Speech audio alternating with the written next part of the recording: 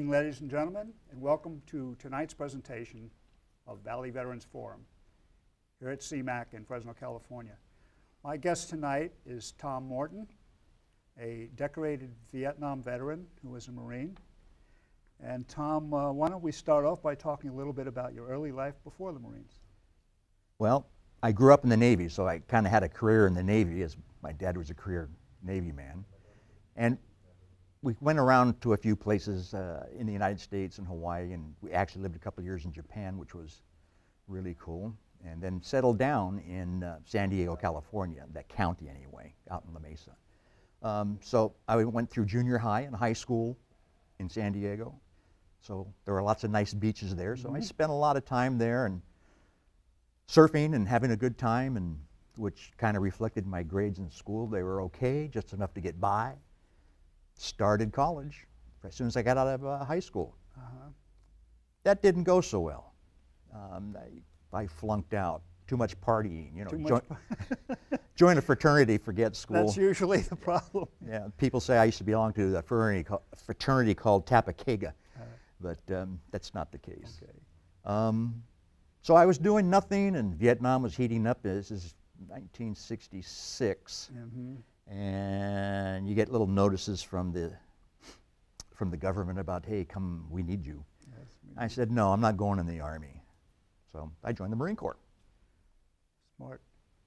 And what prompted you to join the Marine Corps? Oh, well, the primary thing was they got those great-looking dress blue uniforms. Okay. So, you know, what else is there? That makes sense. Well, at 18 years old, there's, you know, you think you know it all, but... Yeah. So how did you find boot camp? A guy who had been a previous surfer and party boy. Well, in a word, it was a scream. Not necessarily me, but the drill instructors. They were on us, and it was a shock stepping off that bus initially and having to go stand in those yellow footprints. I'd never heard anybody yell so loud in my life or get so close to my face. Back then, I didn't know about individual space, but it was a real good wake-up call in that things weren't as you thought they were. Yes. So I learned the same lesson in boot camp.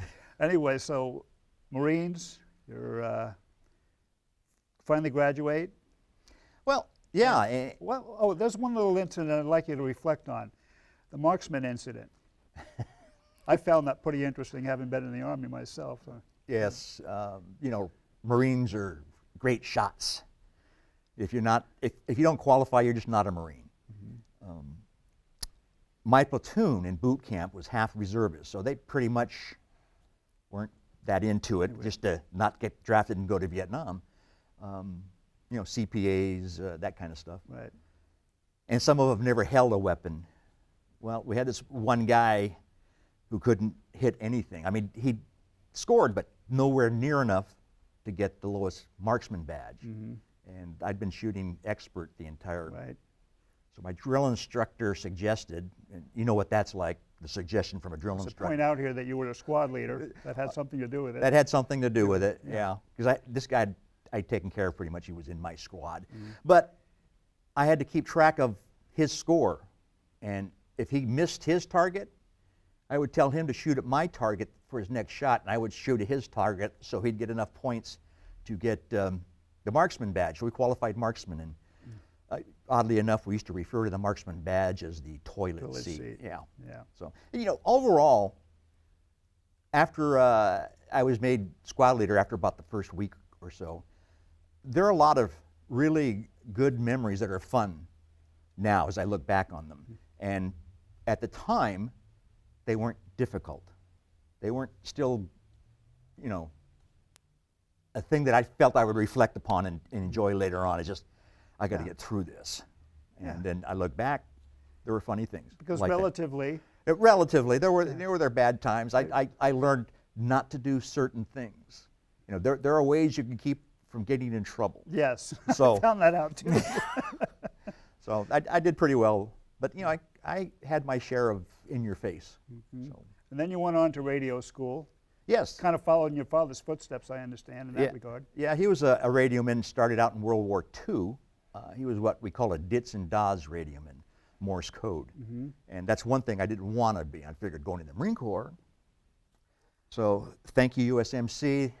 They made me a Dits and Das radioman. So went to radio school, and the first experience was headaches, because you're in a room and this stuff is Right. did, and it's bouncing off the walls, Yeah. which was accelerated in your head. But part of the school was also voice commands, voice operations. Mm-hmm. So being from San Diego, and that's where the radio school was, and most of the other guys that were in my class, not from San Diego, kind of went to me for where do we have a good time? Yes. Where do we meet girls? And I had to tell them the only place for our age was Tijuana. So we went down there, and young Marines in Tijuana, and inexpensive adult beverages. We'd go down there, and there was a place down there that was real good for meeting girls of our age who would come down there for the same reasons, for dancing. And it was just a great place to go, nice nightclub. And we had an incident there where we lost one of our guys. Yeah. So I remember that, and he shows up later in the book, however, so we can touch on that later. yes.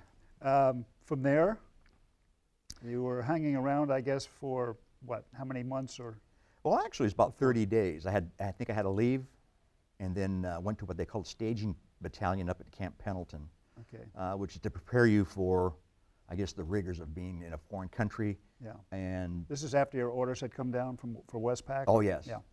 yes. Well, in radio school, at the end of radio school, the orders came down from Westpac, and, Okay. and everybody wanted to go to Vietnam, but not everybody did. Some went to other stations. Right. You know, like those poor guys had to go to Hawaii and Cherry Point. Yeah, rough Such a duty. shame. Yeah, but most of us wanted to go to Vietnam, and most of us did. Did. So anyway, staging battalion, and after that, expecting to fly over, I was surprised, as were a bunch of us, that we were going back down to San Diego, to the foot of Broadway, to board the Pope, the USNS USN. Pope, Mhm. and go over by ship. So that was really a shock. But I had a good time with that too, because my dad prepared me for that, having Yeah. been an old having sailor. been in the Navy. Yeah, he had some good advice for me, and it was really good. I enjoyed it, and I didn't get sick like almost everybody else. Yeah. And That's a key issue. yeah, he taught me how to take advantage of that, Mhm. to move up quickly in the chow lines, let's say. Mm-hmm.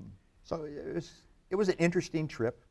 Air conditioning went out for about 3 days. Ooh, and- we didn't have that happen. Yeah, well, it was fun, and I was on the top bunk, so all the hot air was up there. Coming up. Yeah. Yeah, I had a similar experience traveling over on the Weigel, but now it's like one of those things where I do, looking back on that part of it, it was a fond memory actually, because we did have fun, especially after we stopped in Okinawa, as you Oh. did. Oh yeah. On the way. Oh yeah. Ours was just a 6-hour leave, but we got a few of our guys got in a little bit of trouble in that 6-hour period of time. What? So you went on from Okinawa, I was just thinking about, you Army guys got 6 hours off? 6. We got 4. That's it. 4 hours. Eating good food and drinking a lot of beer, and then back on the ship, and then off we go to Vietnam. I want to think, I think it was maybe a week more, something like that. And we got outside Da Nang Harbor in the middle of the night, and that's something that stayed with me and made me realize that this wasn't a party. Yeah. This was serious. That was the first indication to me. 'Cause at night you can hear gunfire, rocket Sure. fire, all kinds of, you know there's something going on. Something going on. And flashes now and then. And I think most of us thought, what did I get myself into? Yeah. And that lasted for a while, and then it kind of went away in training, as you know. You're trained to do a job, and that's what you focus on. If you focus on other things, you don't get your job done. So your first actually posting was in Fubai, Yes. and you kind of weren't really doing anything there. From what I can understand from your book, it's like you wanted more action. Yes, that's it. You join in the Marine Corps. One of the reasons is the action. I mean, first in, last to leave, never back down, all that kind of stuff. So there I was in Fubai in the summertime, I don't know, 120-degree heat, at 3rd Marine Division headquarters, and I was filling sandbags. That's what I did all day long. Yeah, Fill sandbags. 120-degree heat. It's not the most fun thing to do. No.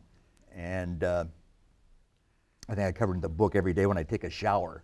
It was cold shower and walk back with just a towel and air dry. Yeah, exactly. That's pretty much it. Well, you get real tired of that. The best thing about when I was at Fubai was the runs we went to Hue. A lot of people are familiar with Hue, and what they remember about Hue is it was a huge battle in, was it February, March 1968. And I got to see it in, what was it, August, September. It was really good. It was nice. A very beautiful city. Yeah. It was the ancient capital, the citadel there. Well, it was very nice. Yeah, because you mentioned that in your book, and I tried to research and find some good pictures of Hue, the provincial capital, before all the action, and there really weren't any. So I guess a lot of the beautiful parts of the city were destroyed during that conflict. Yeah. Yeah. I've heard people talk about Hue, and they don't believe that when we took Hue back, we discovered, not me, but the U.S. discovered mass graves of officials of Hue that had been massacred and then buried by the Viet Cong and the North Vietnamese. Yeah. To this day, some people don't believe that, but you can research it, and Sure. it was covered in the news at the time, and you need to study that. So those are things we don't want to forget. People in general have a hard time believing that atrocities like this exist, and that's part of the reason why there are only 1% of the population in the military these days. Yeah. But nevertheless. Yeah. So you had you created an option for yourself, 2 different alternatives. Yeah, one day they had posted on a bulletin board they're looking for volunteers, machine gun door gunners on helicopters, and for something called CAC, Combined Action Company, I think it was. Well, I didn't know what they were, but the only thing I knew is I wanted out of Fubai, go somewhere else. Machine gunner on a helicopter, yeah, that sounded great. Sounded you know, dangerous yeah, enough. yeah, bang bang and all that kind of stuff. You know, at 18, 19 years old, that sounds great. The other thing, I had no idea what it was, but I figured cover all the bases, volunteer for both of them. And of course, my luck, the machine gunner thing didn't come through, but the CAC did. I said, well, it's got to be better than being here filling sandbags. So I did that, and they sent me to a school down in Da Nang 2 weeks, and I found out that what we did in CAC was live in villages. A squad of Marines and a corpsman would live in a village, and the only support we had was away from us. And the it was called Popular Forces, which basically is the village militia. Village militia. So they weren't exactly dependable all the time. You didn't know if one of them was doubling as a VC too at night. Yeah, why don't you talk a little bit about the Chu Hoi program and how that dovetails into what we're talking about right now. The Chu Hoi program is they take Viet Cong, come to the South Vietnamese side. They're given some benefits, and they're assigned to American units. Both Army, I understand. I didn't know that until recently, but the Marine Corps. So we had one. His name was Lee Da, and when they come into the Marine Corps, they are issued Marine Corps gear. They are treated as Marines, and they live with the Marines as part of the squad. And the PFs treated them like Marines. So they were well respected because they were Marines. Right. Anyway, he was real good. He was a good guy, and we had some fun with him because with his broken English and our broken Vietnamese, we had some really good times in jabbing each other. He was, Tet in '68, he was awarded a American Bronze Star with Combat V for his deeds. Him and there was another Chu Hoi from another unit that was there. They both held one wall. That's one of your awards, is it not? Yes, I have a Bronze Star Combat V. With the Combat V. And your Purple Heart holder, of course, too. Yes. Fast forwarding a little bit to some of the incidents. I don't know if this happened in Kamlo. I'm not sure, but I recall reading about an ambush that was actually a made-up ambush. Yeah. For educational purposes. Yes, for my educational purposes. That was at Papa 5 or P5, Combined Action. Combined Action, yeah. This is a platoon. As a radioman, they slapped the radio on my back and we went out on an ambush. And what do I know? An ambush, and we're going to have somebody come through and we're going to shoot them up. So I'm sitting there and there's nobody. Something happens on the radio. I don't know what they're doing. It turns out it's a situation report. You know, how's everything going? So I learned that, and after our 4-hour stint out there, I'm tapped on the shoulder and it's my squad leader, and let's go in. So I get in and I find out. Oh, I tell him, hey, nothing happened. What kind of an ambush is that? And he said, well, actually, we left you out there alone and watched you. So, and you did fine. So it's fining. Yeah. You passed your training. Yeah. Yeah. Didn't panic. Didn't move. Probably one of the more telling parts of your book is your description of what happened in Tet of '68, and in your own words, that your closest brush with death up to that time. It was. Well, that's where I got my Purple Heart. It, in a nutshell, during the attack, I was in the comm bunker and Communications bunker. Communications bunker, yeah. And a 106 recordless rifle round came through the wall about 2-3 feet above my head, wounded me and knocked me on my butt, but it killed the guy, the major, standing right behind me with his hand in the small of my back, looking over my shoulder. So when I came to, which I don't know how long it was, but I don't think it was that long, I got up and continued what I was doing, tended to the other wounded in the bunker, and did what I was supposed to do, did what I was trained to do. So. Now this is, as I recall, this is all part of your first 6 months there, or is that? That's pretty much the start of the second. The start of the second 6 months. You'd already come back from your R&R and. Right, that was kind of the transition period. Right. It was right after Tet that I went on R&R. Okay, so right after Tet. Yeah, but they took us out of Papa 5 because there was intelligence that there's going to be a major attack. So we had some sort of intelligence that there was something going on. And because they couldn't support us, because we were really an isolated compound, ours was, and support everything else that they might have to support the larger bases, they pulled us out of there and distributed us to other places. And I ended up at Kamlo District Headquarters, where they kept me after Tet. So, were you there for the rest of your tour? Or, as I recall, you were in a couple of different places. Yes. I was there at Kamlo and at Kamlo Headquarters, Combined Action Headquarters. They made a temporary CAP unit to handle refugees from the Highlands, Montagnards, sometimes called the Brew. And so we had a temporary compound before they were resettled in an area, oddly enough. The area where I had worked is in Papa 5. So I was kind of there, I don't know why, but because I'd worked there, I guess. And that was an interesting experience in that I got to experience friendly fire from not one source, but from 2 sources at the same time.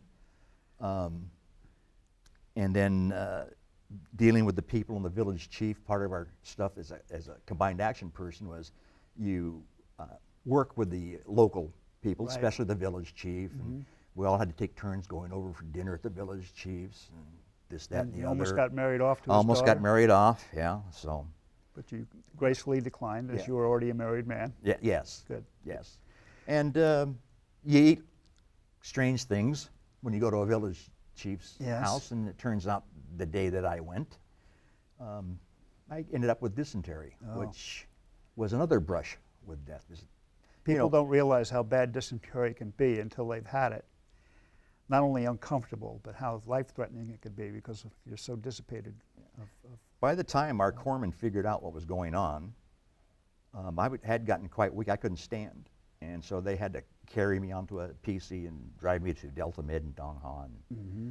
And the doctor there gave me some stuff, and then he didn't put one IV of fluid in me, they put 2 IV fluids. So here I am at a major trauma medical place, and people around me are dying and being wounded, and I'm just laying there. After that, I went to Hawaii, had a good time there with the wife, and an experience with a belly dancer before the wife got there. That was fun. You have to buy the book to learn, Yeah, to learn about that. There are some details in there, but it was fun. It was a good experience. Went back, and they sent me to another unit, Papa 3, which was between Cam Lo District Headquarters and Dong Ha. And I think that's where I experienced the Ville thing that you wanted me to read. So I would like you to read that. Want to do that right now? Particular chapter, because it's very touching, as I found it to be. I didn't have to wear these before. Well, good. I've had In the book, it's titled In the Ville. in the Ville. A combat zone heightens awareness and senses. When I hear mortars, artillery, rockets fire off in the distance, I know if they are coming my way. I hear the sound of mortars firing. They are headed in my direction. I gather up my gear and start for the bunkers. Everyone does. We hear the explosions of the 61 millimeter mortar shells. Shit, those hit the Ville. We run toward the explosions. It doesn't appear bad. A few huts hit, damaged minimal. And it is quiet. The smoke smells of cordite and dirt of a freshly plowed field drifts languidly through the area. Slowly it starts. Screams, sobs. Sergeant Cook and I run into a slightly damaged hut, drawn in by the screams. Screams of children. We find 3 little girls, the oldest about 12 years old. All 3 scream uncontrollably, scared out of their minds. They're on their knees around what appears to be a woman, but the woman seems small, smaller than she should be. When we get to her and the children, we see why. Only shreds of her pant legs remain where her legs should be. She is drenched in blood. Her head turns from side to side, looks from child to child. The children's faces, wet with tears, contort in horror. They are afraid to touch her. Blood is splattered on them, but they are not wounded. We rush to help the woman. To get to her wounds, we tear away what remains of her clothes. Numerous shrapnel wounds dot her head, arms, and abdomen. Blood spurts from where her legs once were. She looks at us, one at a time, not really seeing us. All goes quiet, so it seems, as we try to stop the bleeding where her legs had been. There's no place to tie a tourniquet. Finding the artery is unsuccessful. As the blood flow slows, so do her head and arm movements. Then she is still. Check her eyes. Nothing. For her, it is over. Sarge starts CPR. I don't know what else to do. There's nothing more I can do. Sit, watch as he tries to revive her. I know she's dead. Her children know. Finally, in a daze, so does Sarge. It is quiet. I feel helpless, responsible, and vengeful. Suddenly, I hear the children again. All the other sounds in the Ville become audible as well. The girl's sobs become more mournful and heartbreaking. Sarge, Sarge, Dan. He looks at me, his eyes angry red, his face wet from sweat and tears. I fucking hate those goddamn bastards. They try but can't zero in on us, and these people end up paying for it. There's nothing more we can do. Check the rest of the Ville. Our guys take care of the wounded, call in medevac choppers. The wounded are flown to Delta Med in Dong Ha. The villagers tend to the dead and the children. As we both have pointed out in private conversations, it's the children that are often the victims of war, as we saw many orphans when I was over there, and you probably did too, who either had lost both of their parents and were living. And in some ways, the orphans' children were treated much like the Montagnards were treated like by their own people. Right. They were looked at as a lower class of folk for some reason, which is another thing that I learned about racial inequality. I learned about that in the Army. You mentioned the Montagnards. they were second-class citizens of the Vietnamese. And Right. they didn't get along, and they didn't work well. And at that village I was telling you about, the refugee village, we had Vietnamese and the Monsignors. So it was a touchy situation. Touchy situation, yeah. Well, Tom, I'm certainly glad that you were able to come and tell at least part of your story today, of your book. I want to congratulate you for working so diligently on this for all these years and finally getting it done. I know it's been a passion for you for some time. Yes. And I thank you for coming on today. Why don't you tell us where people can get a copy of this book? Well, you can get them at createspace.com, and there's a little thing at the right corner that says site. We'll click on that and it'll say store. And on the search thing, just type in Whiskey Tango Foxtrot, and it'll come up quicker if you add Tom Morton to it. Tom Morton. Same thing for every place else, like Amazon.com, BarnesandNoble.com. Please feel free to email me at WTFMorton@Comcast.net, and my website is www.wtfmorton.com. Excellent.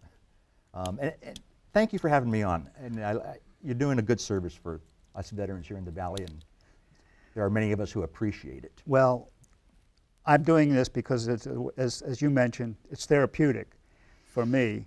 And the more stories like yours that I hear, the more convinced I am that even though Vietnam was a lost cause for us, what it did was, one of the things I'm certain of, because it's been acknowledged by the VA, is that we are responsible for bringing to the public's attention post-traumatic stress disorder and learning about how to treat it and address it. So nothing else, we've accomplished something for future military folks in this country. Talking about the future, those veterans now coming back from the Middle East, there's help available, and it's free. VA, vet centers, I think they're taking you guys, but there's help out there, and you have to trust them. Okay, excellent. Well, Tom, we're running out of time. Again, I'd like to thank you for joining us today. I'd like to welcome our viewers back again to watch Valley Veterans Forum and future editions that we will be putting out, and appreciate your time and effort in coming down here today to visit with us. Thank you.